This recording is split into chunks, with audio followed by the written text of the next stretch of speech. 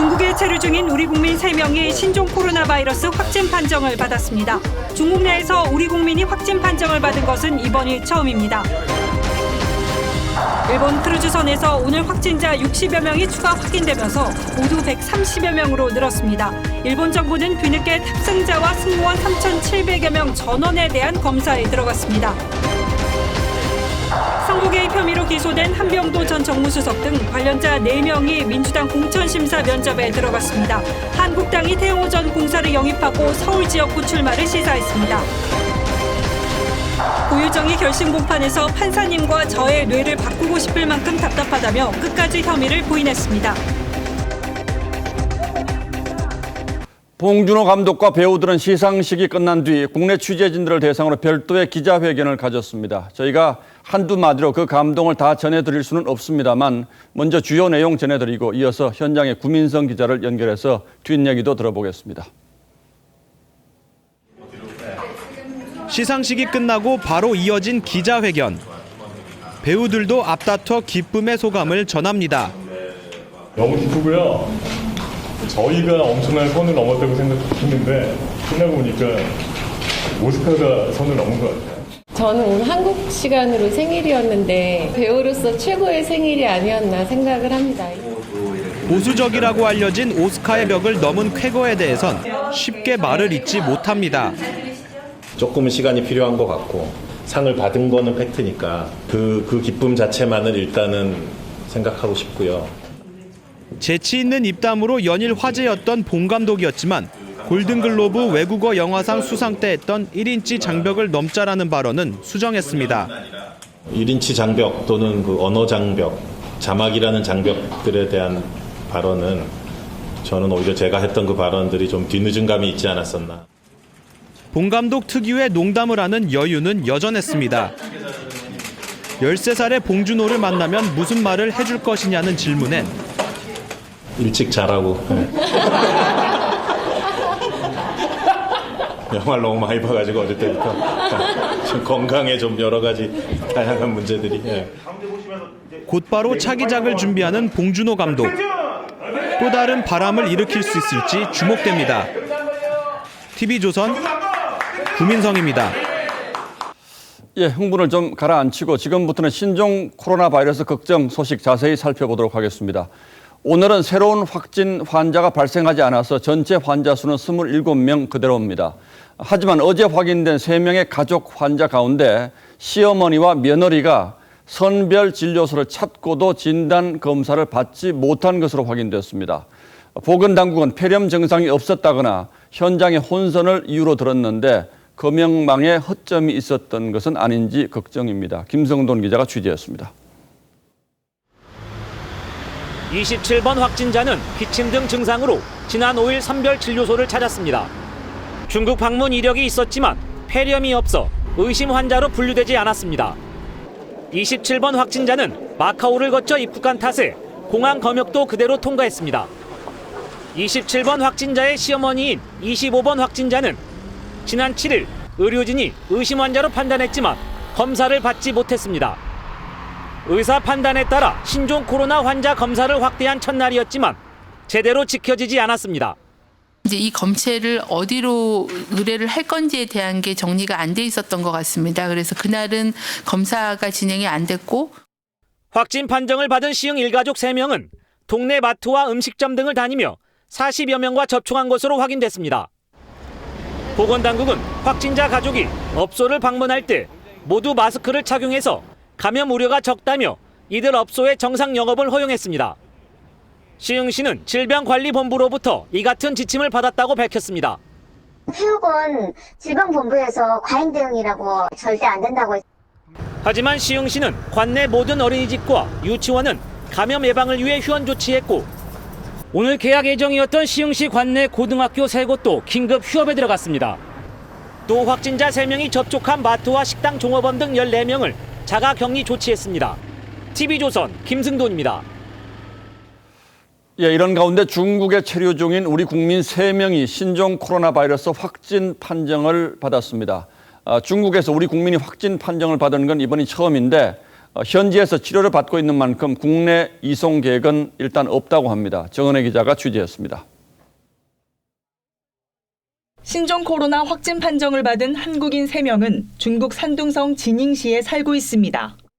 지난달 31일 확진 판정을 받은 중국인 여성의 남편과 자녀로 지난주에 확진 판정을 받았습니다. 중국에서 우리 국민이 확진 판정을 받은 건 이번이 처음입니다. 중국의 보건당국의 IHR 국가별 담당관한테 통보를 받았습니다. 거기서 계속 격리 치료가 진행 중에 있는 걸로. 3명의 상태는 안정적인 것으로 전해졌고 국내로 이송될 계획은 없습니다. 중국 내에서 발생한 확진자나 접촉자의 경우에도 그 책임은 중국 정부가 관리를 해야 되는 일입니다. 우리나라와 지리적으로 가장 가까운 산둥성에는 교민 약 6만 5천 명이 살고 있으며 어제까지 435명의 확진자가 발생했습니다. 한국 사람들도 이제 걸렸다 하고 거의 집에서 나오지 않고 다들 그냥 자가 격리 상태에서 지금 지내고 있습니다. 오늘 국내에선 추가 확진자가 나오지 않아 전체 확진자 수는 27명으로 변동이 없습니다. 11번째 환자도 퇴원하면서 격리 치료 중인 환자는 24명으로 줄었습니다. TV조선 정은혜입니다. 살얼음판을 걷는 듯한 불안한 상황인데 걱정되는 점이 또 하나 있습니다.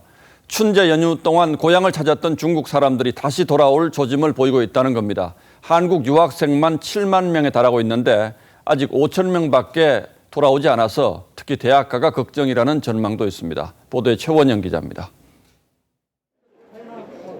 오늘 하루 중국 각 지역에서 인천공항으로 5,700여 명이 입국했거나 들어올 예정입니다. 어제보다 300명 이상 늘었습니다. 특별 검역 조치 이후 하루 13,000명에서 5,500명 이하까지 떨어지던 중국 입국자 수가 다시 늘어난 겁니다. 대학 개강을 앞두고 국내 중국 유학생 7만 명 가운데 지금까지 5천 명 정도만 입국한 것으로 알려져 상승폭은 더 커질 수 있습니다. 당정은 중국 유학생 유입에 대비해 각 대학과 지자체가 선제적 방역에 나서도록 긴급 예비비 편성을 요청하기로 했습니다. 중국 자체적으로도 74개 도시의 이동을 제한한 만큼 우리도 입국 제한 지역을 후베이성 이외로 확대하라는 요구도 커지고 있습니다. 중국으로부터 입국 금지를 한시적이지만 전면적으로 제한해야 합니다. 중국 전역으로 확대해 주시기를 강력히 요구합니다. 하지만 정부는 여전히 소극적입니다.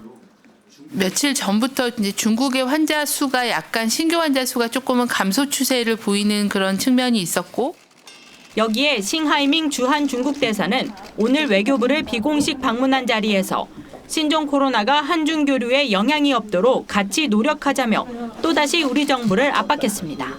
TV조선 최은행입니다. 선별진료소 운영부터 접촉자 1:1 관리까지 일선 보건소는 요즘 그야말로 밤낮이 없다고 합니다.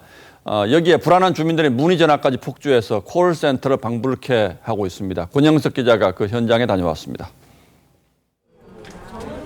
노란 옷을 입은 직원들이 저마다 자리에서 수화기를 붙잡고 있습니다. 전화를 문의를 하시는 것은 맞는데 신종 코로나 바이러스 관련 주민 상담 전화입니다. 지역사회 확산 우려에 하루에만 100건 넘는 전화가 걸려옵니다. 셀 수 있으면 좋은데 셀 수가 없어요. 계속 그렇게 지금 저희가 연휴 이후부터 구청 일반 직원들까지 가세해 비상대책본부를 만들었지만 일손이 부족합니다. 자가격리자 14명을 관리하는 인근 송파구 보건소도 상황은 마찬가지. 지난달 국내 첫 신종 코로나 바이러스 확진 환자가 나온 직후부터 200명 가까운 직원들이 매일 12시간씩 2교대로 근무하고 있습니다. 전 직원이 동원됐지만 퇴근 후에도 마음 놓고 쉴 수 없습니다. 새벽 2, 3시는 기본인 것이고요. 집에서도 어떤 비상 전화라든지 대기 상태를 유지하고 있기 때문에 접촉자 관리와 문의전화 응대, 방역 작업에 바이러스 검체 채취까지 보건소 직원들은 언제 이 상황이 끝날지 모른 채 경무에 시달리고 있습니다. TV조선 권영석입니다. 일본 크루즈 내 확진자가 결국 세 자릿수를 넘어섰습니다. 오늘 확진자 60여 명이 추가 확인되면서 모두 135명으로 늘었습니다. 걷잡을 수 없는 확산세에 일본 정부는 뒤늦게 탑승자와 승무원 3,700여 명 전원에 대한 검사에 들어갔습니다. 재난 강국으로 알려진 일본이 우왕좌왕하는 이유가 뭔지 속내가 궁금합니다. 김지수 기자입니다. 의약품이 부족하다는 현수막이 내걸린 선박. 일본 요코하마 항에 정박 중인 다이아몬드 프린세스호에서 감염자 60여 명이 추가로 발생했습니다. 이로써 확진자는 모두 130여 명. 이송된 감염자와 의심 환자를 빼고 배 안엔 3,600명 정도가 대기 중입니다. 이들은 생필품과 의약품 부족, 추가 감염을 우려하고 있습니다. 일본 정부는 증상이 있는 일부만 검사를 실시해 피해를 키웠다는 비판이 일자 뒤늦게 탑승자 전원 검사 방안을 검토 중입니다. 出る時にももう一度チェックをすべきではないかという声もいろいろいただいておりますので、検査する場合の対応をできるかできないか。 감염자 8명이 발생해 홍콩에 정박했던 월드드림호에선 3,600여 명이 모두 하선했습니다. 승무원 1,800여 명이 음성 판정을 받아선데 승객 1,800명은 검사나 격리 조치 없이 귀가해 감염 확산 우려가 나옵니다.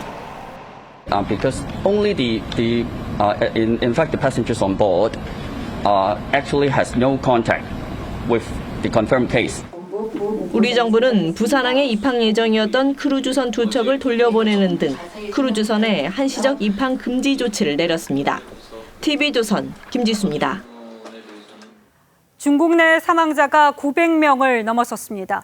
그나마 중증 환자나 신규 확진자 증가가 주춤하고 있는 추세인데 지금 전해드릴 중국 내 열악한 상황과 무의식한 행동을 보시면은 이 병이 퍼지는 게 당연하다 이런 비난을 하실지도 모르겠습니다. 박소영 기자 리포트 보시죠. 한 여성이 주위를 살피더니 잠시 후 어딘가에 침을 뱉습니다. 이 여성은 8일 밤 중국 우한의 한 아파트 복도를 돌며 현관 손잡이에 침을 뱉은 혐의로 경찰에 붙잡혔습니다. CCTV 확인 결과 현관문뿐 아니라 계단에도 침을 뱉은 것으로 확인됐는데 해당 아파트는 이미 30명이 확진 판정을 받아 위험 지역으로 분류된 곳입니다. 의료진 없이 고립된 환자들의 열악한 환경도 알려졌습니다. 중국 여성 왕원준 씨는 정부가 호텔 등 132곳에 경증 환자를 수용했는데 의료진도 장비도 없었다고 폭로했습니다. 왕 씨는 숙부가 소독액도 없고 난방도 되지 않는 비즈니스 호텔에 갇혀 치료받지 못하고 숨졌다고 주장했습니다. 의료 인력과 시설 부족은 치사율 증가로 이어지고 있습니다. 所以说我们不是被病情害成这样的，是被这种制度和机制。 매트리스 10,000개가 다닥다닥 붙어있는 우한 시내 임시병원 사진이 공개되면서 중국 당국이 병을 키우고 있다는 비판이 나오고 있습니다. TV조선 박소영입니다. 신종 코로나 충격에 세계 최대 모바일 전시회인 MWC가 사실상 중국인 입장 금지령을 내렸습니다. 터치가 많은 IT 기기의 특성상 감염 위험성이 높다는 판단에 따른 건데요. 특단의 조치에도 기업의 보이콧 행렬이 이어지면서 글로벌 행사가 중국 기업 행사로 전락할 위기에 처했습니다. 김자민 기자입니다. 지난해 스페인 바르셀로나에서 열린 MWC 전시회 모습입니다. 최대 후원사인 화웨이 전시장이 중심에 큼지막히 자리 잡고 있습니다. MWC 참가업체 10%가 중국 기업이고 중국인 참관객은 3만 명에 달합니다. LG전자가 최초로 불참을 선언한 데 이어 에릭슨, 엔비디아, 세계 최대 전자상거래 업체인 아마존까지 줄줄이 참가를 취소하는 이유입니다.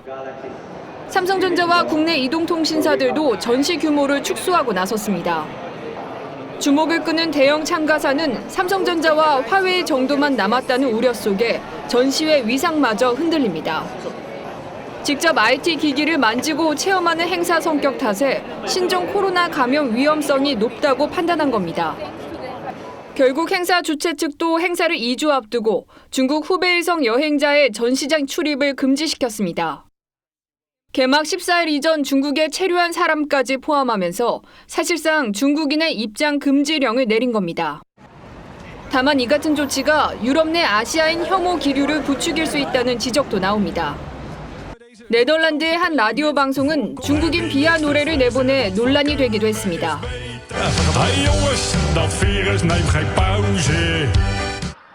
신종 코로나 사태로 세계 경제에서 중국이 차지하던 위상마저 위축되고 있습니다. TV조선 김자민입니다. 바이러스를 세상에 처음 알린 의사 리원량의 죽음에 이어서 바이러스 감염 실태를 고발해온 시민기자 천추스가 실종된 것으로 알려지자 중국 시민들은 우려를 넘어서 분노를 표출하고 있습니다.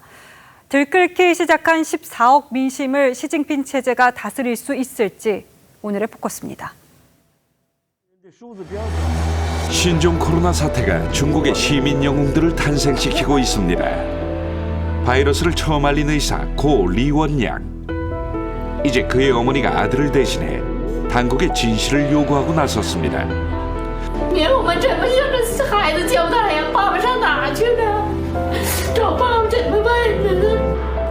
하지만 중국 정부는 리원량 사태가 확산되는 건 아닌지 우려하는 분위기입니다.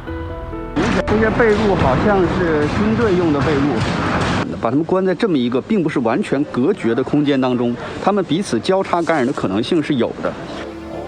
우한병원의 실태를 외부에 고발해온 시민기자이자 변호사 천추스가 실종된 건 지난 6일. 어머니는 아들을 찾아달라고 동영상을 올려 호소 중입니다. 중국 신종 코로나 사태가 석 달째 접어들면서 정부의 통제에 대한 중국인들의 분노도 함께 커져갑니다. 他非常诚实守信，对这个事情，我觉得全社会都要进行反思的。 지난해 중국 당국을 향해 민주화 요구가 터져나왔던 홍콩. 그 시위 현장에는 이제 리원량 추모 행사가 열립니다. SNS엔 언론 자유를 원한다. 또 중국 당국을 비판하는 네티즌들의 글들이 이어집니다. 하지만 시진핑 주석은 여론 통제 방침에 타협이 없다는 분위기죠. 들끓기 시작한 14억 민심을 권위주의적 통치가 예전처럼 다스릴 수 있을지 미지수입니다.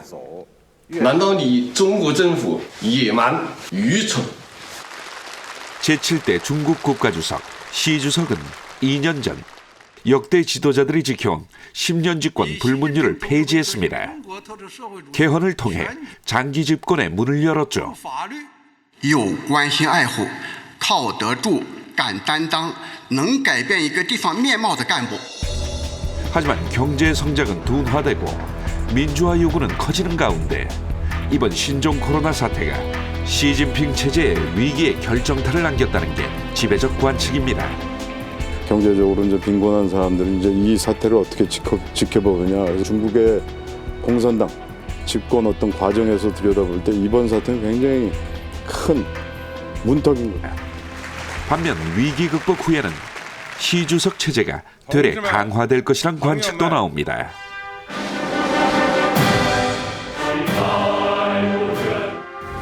어찌됐든 신종 코로나 바이러스는 철옹성 같은 시진핑 체제에 민주주의 바이러스를 퍼뜨리는 촉매 역할을 하고 있습니다.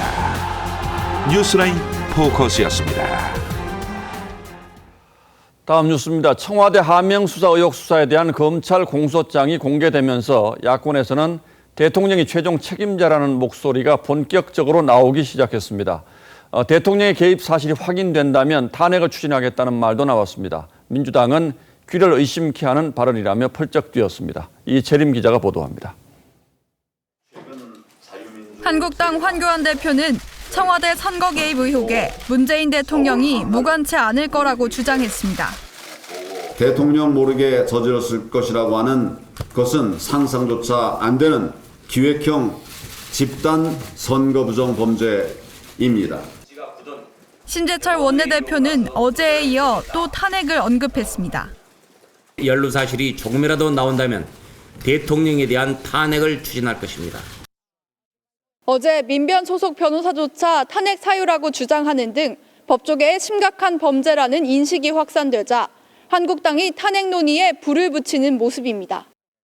보수 성향 변호사단체 소속 회원 500여 명도 선거 개입이 확인될 경우 탄핵 사유에 해당한다며 시국 선언문을 발표했습니다. 민주당은 한국당 주장이 도를 넘었다고 반박했습니다. 귀를 의심하게 하는 무책임한 발언입니다. 국민 방역 전선의 참호 뒤에 숨어서 아군의 등을 향해 총을 쏘는 것과 다르지 않은 청와대는 입장을 낼 필요를 느끼지 못한다고 했습니다. TV조선 이채림입니다. 이런 가운데 윤석열 검찰총장이 오늘 선거 대비 회의를 주재한 자리에서 검사가 정치 편향되면 그 자체로 부패한 것이라고 했습니다. 선거 범죄를 엄정히 수사하는 것은 자유민주주의의 본질을 지키는 것이라고도 했습니다. 미래 선거를 향한 다짐이지만 말의 여운은 과거로도 향하고 있습니다. 조정린 기자가 설명하겠습니다. 21대 국회의원 선거를 66일 앞두고 열린 전국 검사장급 회의. 윤석열 검찰총장은 선거 범죄에 대한 엄정 수사를 강조했습니다. 선거 범죄에 대한 엄정한 수사는 정치 영역에 있어 공정한 경쟁 질서를 확립하는 것으로 우리 헌법 체제의 핵심인 자유민주주의의 본질을 지키는 일입니다. 3대 중점 단속 대상으로 금품 수수와 여론 조작, 공무원과 단체 등의 불법적인 개입을 지목했습니다. 특히 공무원이 지위를 이용해 선거에 영향을 미치거나 특정 후보의 당선을 위해 외곽단체를 만들 경우 적극적인 실체 규명 후 엄단하라는 지시도 포함됐습니다. 대검찰청은 윤 총장이 평소 강조해온 부분이라며 확대 해석을 경계했습니다. 하지만 검찰 안팎에선 청와대 울산시장 선거 개입 의혹 사건 수사의 정당성을 강조한 것이란 분석이 나옵니다. 이날 회의엔 이성윤 서울중앙지검장은 물론 울산시장 선거 개입 의혹 사건 수사를 지휘했던 박찬호 제주지검장도 참석했습니다. 윤 총장은 오는 13일부터 부산을 시작으로 전국 지방검찰청 격려 방문에 나섭니다. 검찰 인사를 기점으로 어수선했던 내부 분위기를 추스르고 조직 결속을 다지기 위한 행보로 보입니다. TV조선 조정린입니다. 울산시장 선거 개입 의혹으로 기소된 사람 가운데 여러 명이 이번 총선을 준비하는 것도 논란이 되고 있습니다. 황운하 전 울산경찰청장에 이어서 송철호 시장의 측근인 송병기 전 울산부시장이 오늘 출마를 선언했습니다. 김보건 기자가 전하겠습니다. 선거 개입 혐의로 기소된 한병도 전 정무수석이 오늘 민주당 공천 면접 심사를 받았습니다. 검찰 공소장엔 한 전 수석이 울산시장 후보 경선을 앞두고 송철호 시장의 경쟁자였던 임동호 전 최고위원에게 일본 고베 총영사직을 제안하며 불출마를 종용했다고 적시돼 있습니다. 하지만 한 전 수석은 자리 요구는 임 전 최고위원 측이 했다는 입장입니다. 일단 공소장은 검찰의 주장인 거잖아요. 그것을 또 제가 준비하고 있는 것들을 진실을 밝힐 수 있도록 노력을 하겠습니다. 선거 개입 혐의로 기소된 13명 중 총선 출마를 선언한 인사는 한 전 수석을 포함해 모두 4명입니다. 김기현 전 시장을 표적 수사한 혐의를 받는 황운하 전 울산경찰청장과 김 전 시장이 추진했던 산재모병원 예비타당성 발표를 연기하는 데 개입한 혐의를 받는 장완석 전 청와대 행정관은 내일 면접을 봅니다. 송병기 전 울산시 부시장은 후보 적격 판정이 보류된 상태입니다. 민주당은 부동산 투기 의혹이 제기된 김의겸 전 청와대 대변인에게 불출마를 권유하는 등 논란이 된 인사들을 과감하게 배제했지만 기소 인사들에 대한 분위기는 좀 다릅니다. 결국 이들에게 공천을 주지 않으면 검찰 기소를 인정하는 모양새가 돼 부담스러운 게 아니냐는 관측이 나옵니다. TV조선 김보건입니다. 어제 새보수당 유승민 의원이 총선 불출마를 선언하고 자유한국당과 힘을 합치겠다고 한 뒤 보수통합이 급물살을 타고 있습니다. 이러면 다음 주 초에 신당이 출범할 것으로 보입니다. 김정우 기자가 취재했습니다. 자유한국당은 오는 13일 전국위원회를 소집해 합당안을 결의할 예정입니다. 그날 전후로 새보수당과 전진당도 각각 대표단 회의와 전국위를 열어 합당을 결의할 계획입니다. 이 절차가 마무리되면 각 당이 참여하는 수임기관 회의를 거쳐 내주 초엔 신당을 출범시킨다는 구상입니다. 권력을 교체하고 나라를 바로 세우라는 그 준엄한 국민의 명령에 대해 자유한국당 역시 신속하고도 명쾌한 남은 건 통합신당의 지도부와 공천기구를 어떻게 구성하느냐는 문제입니다. 한국당은 김영호 위원장이 이끄는 기존의 당 공천관리위를 확대해 새보수당 쪽 인사까지 참여시키는 방안을 구상 중입니다. 지도체제 역시 비대위가 아닌 선대위를 꾸리자는 입장입니다. 하지만 새보수당이 별도 공천관리위 구성이나 황 대표의 이선 후퇴를 요구할 수 있습니다. 양당은 황교안, 유승민 두 사람의 회동도 추진하고 있습니다. 만남이 성사되면 공천과 지도부 구성에 대해서도 합의점을 찾을 것으로 예상됩니다. TV조선 김종우입니다. 지난 2016년 가족과 함께 한국으로 온 태영호 전 북한 공사가 자유한국당에 입당해 총선 출마를 선언했습니다. 서울의 지역구에 출마할 예정이라고 하는데 탈북 인사가 비례대표가 아닌 지역구 출마를 하는 건 이번이 처음입니다. 이태희 기자가 보도합니다. 태영호 전 공사가 이번 총선에서 자유한국당 후보로 출마합니다.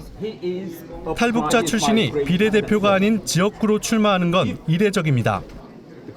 진정한 통일을 바라는 남북 국민 모두에게 희망을 주고 또 우리 유권자 국민들은 높이 평가하리라고 생각을 합니다. 김 위원장은 태 전 공사가 지역구 출마를 자처했다며 서울에 배치할 생각이라고 밝혔습니다. 태 전 공사는 지난 2016년 한국에 들어온 뒤 국정원 산하 안보전략연구원에서 근무하면서 북한 정권 실상을 알리는 역할을 해왔습니다. 한편 한국당 황교안 대표는 어제 80년 사태라는 발언을 해 논란이 됐습니다. 1980년 그때 뭐 사태가 있었죠. 학교가 축적되고. 민주당은 광주 민주화 운동에 대한 천박한 의식이 드러났다고 비판했습니다. 정치 1번지 종로에 출마하겠다는 제1야당의 대표이자 대한민국의 대통령이라는 야심찬 꿈을 꾸는 사람의 역사의식에 경악할 뿐입니다. 황 대표는 광주와 무관한 발언이었다고 해명했습니다. 내가 몇 학년, 4학년 때인가? 네, 뭐 그런 그때의 얘기를 그때의 시점을 생각하는 것이죠. 광장은 사실 맞추는 1980년 5월 17일에는 비상계엄 전국 확대와 대학 휴교령이 내려진 바 있습니다. TV조선 이태희입니다. 후원금 사기 의혹으로 고발된 배우 윤지호 씨가 1억 원대 후원금을 돌려주지 않고 있습니다. 윤 씨가 SNS를 통해서 후원금 반환을 약속했던 만큼 거짓말 논란으로 이어지고 있는데요. 경찰은 범죄인 인도 조약을 통해서 캐나다에서 돌아오지 않고 있는 윤 씨의 신병을 확보할 계획입니다. 백연상 기자입니다. 고 장대현 씨 사건의 증언자를 자처한 배우 윤지호 씨는 지난해 3월 한 인터넷 방송에 출연해 신변 위협으로 인한 경호비 부담을 호소하며 계좌를 공개했습니다. 윤 씨의 개인 계좌로 들어온 후원금은 약 1억 1천만 원. 하지만 윤 씨 증언에 대한 신빙성 논란이 일자 439명의 후원자들은 반환 소송을 냈습니다. 후원액을 반환받음과 동시에 윤지호 씨의 진실성을 믿고 후원했던 선의가 악용된 것을 입증받기 위함입니다. 지난달 윤 씨는 후원자들이 반환 서류를 갖춰 요청하면 돈을 돌려주겠다고 했는데 후원금은 여전히 윤 씨 통장에 남아 있습니다. 후원자들의 신원을 몰라 돌려주기 쉽지 않다는 게 윤 씨 측 설명입니다. 일방적으로 본인인지 아닌지도 할 수가 없고 신분증이 없으니 증빙도 없고. 윤 씨는 오늘 SNS를 통해 자신을 대단한 범죄자인 것처럼 몰아가고 있다며 억울함을 호소했습니다. 앞서 캐나다 경찰은 윤 씨가 영주권자이기 때문에 인터폴 적색 수배를 통한 송환 협조가 어렵다는 뜻을 우리 경찰에 전해왔습니다. 이에 경찰은 범죄인 인도 조약을 통해 윤 씨 송환을 추진할 계획입니다. TV조선 백연상입니다. 전 남편과 의붓아들을 살해한 혐의로 재판을 받고 있는 고유정이 결심 공판에서 판사님과 저의 뇌를 바꾸고 싶을 만큼 답답하다며 끝까지 혐의를 부인했습니다. 고유정 측 변호인은 피해자를 잠들게 하기 위해서 쓰인 졸피뎀을 직접 먹어봤다며 의도적 살인 계획을 부인했습니다. 오선열 기자입니다. 고유정의 선고 전 마지막 공판. 재판부는 선고 전 확인이 필요하다며 고유정에게 수면제 등을 구하게 된 경위 등 몇 가지 질문을 했습니다. 고유정은 기억이 안 난다며 대부분 답변을 횡설수설한 것으로 알려졌습니다. 재판부는 의붓아들만 아끼는 현 남편에 대한 적개심, 의붓아들을 청주집으로 데리고 온 이유 등 계획 범행 여부를 추궁했습니다. 고유정은 이에 대해 검찰의 공소장 내용은 억지라고 주장하면서 판사님과 머리를 바꿔 보여주고 싶다고 억울함을 주장했습니다. 고유정 측 변호인은 사망 피해자들을 잠들게 하기 위해 쓰인 졸피뎀에 대해서 카레에 졸피뎀을 넣으면 맛이 변해 알 수 있다. 직접 카레에 넣고 먹어봤다며 계획살인을 부인했습니다. 고유정은 지금까지 11차례 공판에서도 계획살인과 의붓아들 살해 혐의는 부인해왔습니다. 피해자 가족에게 사과나 법원에 반성문 제출은 없었습니다. 그러니까 객관적인 증거가 있는데 그것과 아예 배치되는 것을 비상식적으로 변명하는 모습을 일관하는 것은 향후 판결에 반드시 참작이 될 걸로. 고유정에 대한 1심 선고 공판은 오는 20일에 열립니다. TV조선 오승열입니다. 병원에서 재판이 열렸습니다. 치매를 앓던 중 아내를 살해한 혐의로 기소된 60대 남성에게 항소심 법원이 옥살이 대신에 치료를 명했는데요. 자신의 범행을 기억조차 못할 정도로 증세가 심각해진 피고인의 상태를 감안한 판단입니다. 한송은 기자입니다. 환자복 차림에 휠체어를 탄 피고인 이모 씨가 병원 사무실로 들어섭니다. 항소심 재판부가 들어서자 법정 경위가 재판 시작을 알립니다. 모두 일어나 주십시오. 재판부는 치매를 앓다가 아내를 살해한 이 씨의 혐의를 유죄로 판단했지만 징역 5년형을 선고한 1심을 깨고 집행유예를 선고했습니다. 엄벌이 마땅하지만 중증 알츠하이머 증상을 보이고 있어 치료시설이 없는 교정시설로 보내는 게 정당하지 않다고 설명했습니다. 치매 노인 선고를 위해 병원에서 만든 간이 법정입니다. 재판부는 이곳에서 결심과 선고 공판을 40분간 진행하면서 치료적 사법을 강조했습니다. 치료적 사법이란 처벌보다는 문제 해결을 지향함으로써 피고인에게 치료적 조치를 제공하는 사법 체계입니다. 치료적 사법은 단순 처벌을 넘어 법원의 치유자 역할을 강조합니다. 치료를 통해서 보다 밝은 방향으로 더 미래지향적인 방향으로 함께 나아갈 수 있는. 이번 재판을 맡은 서울고법 형사 1부는 이재용 삼성전자 부회장의 파기환송심 재판에서도 준법감시위원회 제도 등 치료적 사법을 강조하고 있습니다. TV조선 한송원입니다. 프로농구에서 최초로 20득점 20도움의 대기록이 나왔습니다. KT 허훈 선수인데요.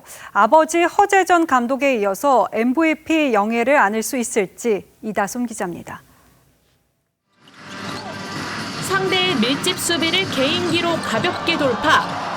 완벽한 패스로 김민욱의 득점을 돕더니 위기의 순간에선 직접 해결사로 나서 림을 가릅니다.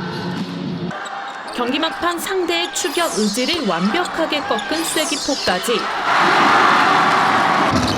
KT의 3연승을 이끈 허훈의 맹활약. 이보다 더 완벽할 순 없었습니다.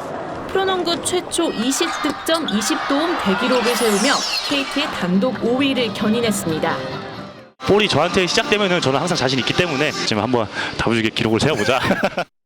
도움 1위, 국내 득점 1위, 데뷔 3년 차를 맞은 허훈의 이번 시즌은 농구 대통령 허재의 전성기를 연상케 합니다. 슈팅 가드였던 아버지보다 신장은 작지만 탄탄한 근육질 몸매가 허재를 쏙 빼닮았습니다. 거침없는 돌파, 화려한 개인기까지 농구 스타일도 부자가 판박입니다. 이제 관심은 프로농구 최초 부자 MVP의 탄생. 허재는 지난 1998년 부산 기아에서 뛰며 준우승팀 선수로는 처음으로 플레이오프 MVP를 차지했습니다. 아직은 너무 이른 것 같고요. 국내 선수 중 허훈의 활약은 독보적입니다. KT의 팀 성적이 변수인 가운데 부자 MVP의 꿈이 무르익고 있습니다.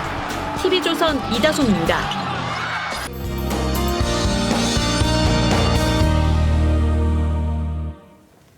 중국에서 미세먼지가 유입되면서 한 주의 시작부터 공기가 매우 탁했습니다. 내일 서울을 비롯한 서쪽 지역은 먼지가 그대로 남아 있겠고요. 동쪽 지역만 보통 수준을 회복하겠습니다.